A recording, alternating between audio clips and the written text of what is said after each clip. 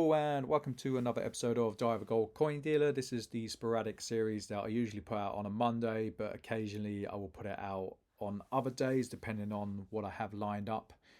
Today's episode is going to be titled I accidentally bought an 1847 Gothic crown. It's been one of those weeks. Basically, I've changed how I've started to work after getting over the initial disappointment of not going to Germany, not studying. I thought, you know what, let's see if I can get back in the groove. I've been on the ropes for a while. So I thought, let's get out. Let's get out into the local area. Let's go different coffee shops, let's see what's about. And I'll end up going back to my old haunt. I won't name drop. I really like it down there. It's still got some of the staff that I used to deal with many years ago before I got sick, talking around COVID time. And it's just a really pleasant environment to kind of work. So I said to myself, I was like, I'm fed up of constantly firefighting. And the reason I firefight is because the way I work is very ad hoc. Sometimes that's on me, sometimes that's not on me. But I thought if I can put things in place where I can cover, say, the accounts and not leave them to the last minute, because I spent 3 weeks down at a coffee shop rectifying 18 months worth of accounts, pretty much since I come off the VAT. I was like, if I can rectify that, maybe I'll start enjoying it a bit more because I don't feel stressed because I am firefighting all the time. And so far, it's kind of working. I've been going down on the Monday.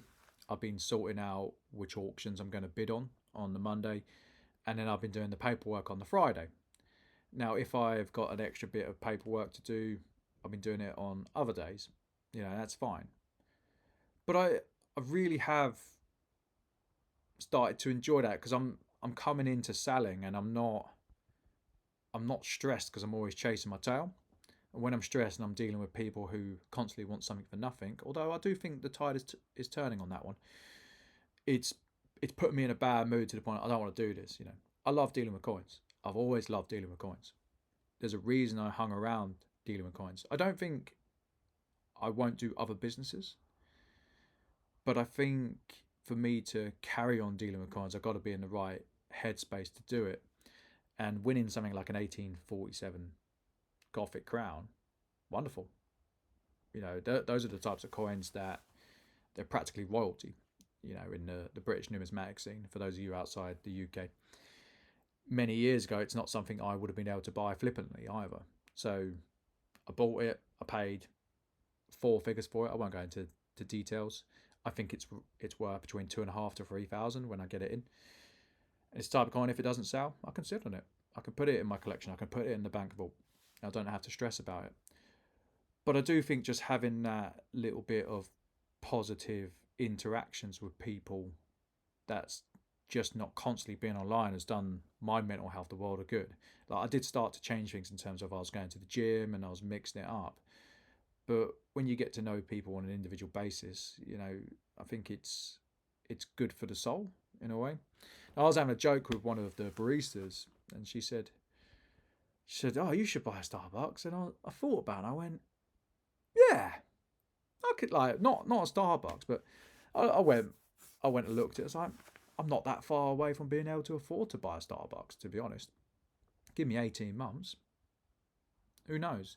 But it kind of, instead of having such tunnel vision about what I want to do as an individual, it was always, for the last, well, as long as I can remember, I want to go to Stuttgart, I want to do this, I want to do that. And no, I don't have the pressures of the pressures of running to a goal that is time orientated. I can just kind of put my feet up. If I want to work hard and make more money, it's fine. I can do that. If I don't want to do that, then I won't. So one of the things that was winding me up, I'd get a lot of clients who, and this, I will touch upon this actually. So with the gold going so high, it's brought in a lot of new faces who, sadly, some of them will become stale balls because they bought too high, but they're not so entrenched with running you down to the lowest common denominator. And I got to the point with some clients where I'll turn around and say to them, I make more in passive income than my bills are. And that's me politely telling you to sod off. I don't want to deal with you. But when you deal with that daily, it wears thin. It's worn thin for a while. We've had the last batch of clients, and some of them are good, some of them not so much. We've had so many dealers hit the scene, so the prices are being run down, and I've got to the point where I'm not hungry enough to do it for the money. I've never been someone who wants to do it for empire. Like when I started, I did it because I wanted to buy coins that I wanted. And I loved it. I'd be like, oh, I've sold this and I've got £500. I can buy that. I can buy this. And I think the motivator for me is if I'm not stressed and I can talk about things that I love dealing with and I can buy coins that I love dealing with, that's what's going to motivate me and get me out of bed and to put the content out. And working towards something like that is far more beneficial than, say, I want to make 100 grand in a year. That doesn't do it for me. Some people are wired that way. Well, good for them. It's not me. But yeah, to go back to the Gothic crown, I've been bidding on lots of auctions, going down on a Monday, going through every auction for the week, highlighting what I think there could be value. I bought some other lots. I bought one lot today. I reckon it's worth about 120 to 150. We shall see. It's a mixed lot. I bought another lot the other day. Again, I think there's 20-30% margin in it for me after postage and packaging. That's the sweet spot. I'm still under the VAT. I get to keep some copper coins for myself. I get to tick it over. I get to burn through the postage. It's the best of all worlds. And if I can occasionally keep that one coin that I like, fantastic. I bought that half a Scudo. I'm not selling that. That's not going out of my collection.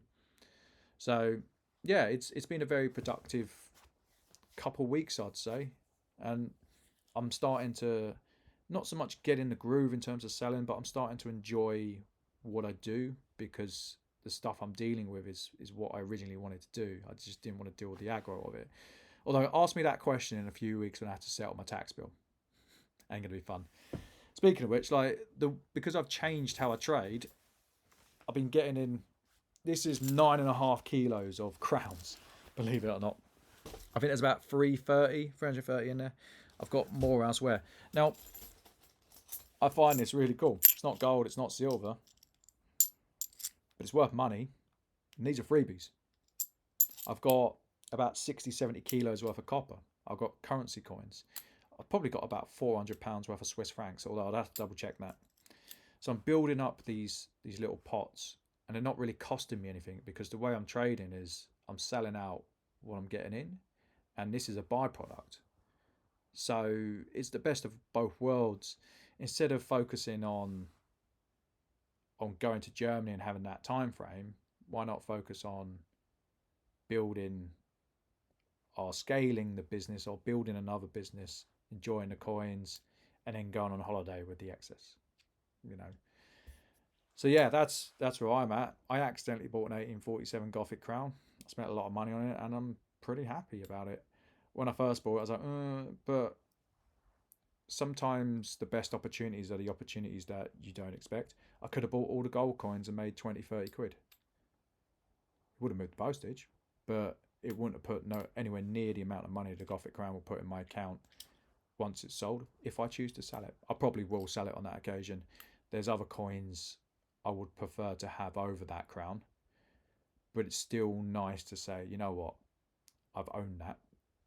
And also another thing that's going in my favour is the fact that because I've used all the stamps that I'd allocated to myself as a business, every stamp I use now is making me money. So it means I can start chipping away at the debts that I accumulated. They've done their job. When inflation was rampant, I was making a lot of money because inflation was increasing my asset prices, but my debt stayed the same. So I've done very well. I think inflation's here to stay, though. I do think that the world economies are going to be putting a lot of debt into the market. They're starting to lower interest rates. We shall see. I actually think we're going to get to £5,000 an ounce in terms of the gold, and I think we'd get that within 3 to 5 years. But that's my speculation. That's not me saying buy from me because it's going to get here, because ultimately you pay your money, you take your choice, and you stand on your own decisions, regardless of what some man on the internet has said. But yeah, that's been my week. It's been a thoroughly enjoyable week. I hope you've enjoyed the video. I do have tons of content lined up. I've got tons of stock to come in, so there's potentially some platinum to come in. There's a few auction lots to come in, so I wouldn't worry too much about that. And then, like I said, because I'm doing more auctions, you're probably going to see more stock anyway. All I need is more people to trade with me. That's the only thing letting me down at the moment, but not a problem. Take care, guys. Bye.